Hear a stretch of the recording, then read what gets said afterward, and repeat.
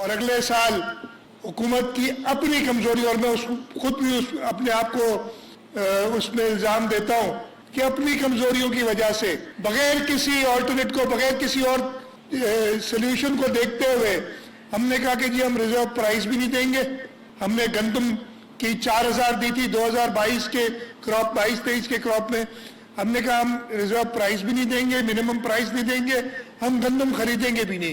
اور کیا ہوا اس غلطی کی وجہ سے کہ آج ہم کئی بار گندم امپورٹ کرنی پڑی. یعنی اپنے کاشتکار کو حکومت نے پیسے نہیں دیے، باہر سے جو کاشتکار تھے ان کو وہ فائدہ دیا اور گندم امپورٹ کی.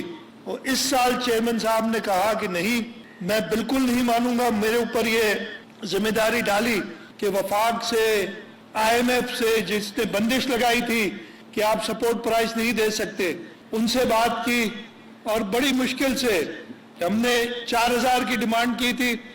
لیکن نہ صرف اس چیز پہ اگری کرایا کہ 3,500 روپے منیمم پرائس ہوگی، یہ بھی اگری کرایا کہ ہم 8 لاکھ سے 12 لاکھ ٹن گندم حکومت سندھ خریدے گی اپنے کاشتکاروں سے، تاکہ وہ پکا ہو کہ ان کو کم از کم 3,500 روپے ملتے ہیں.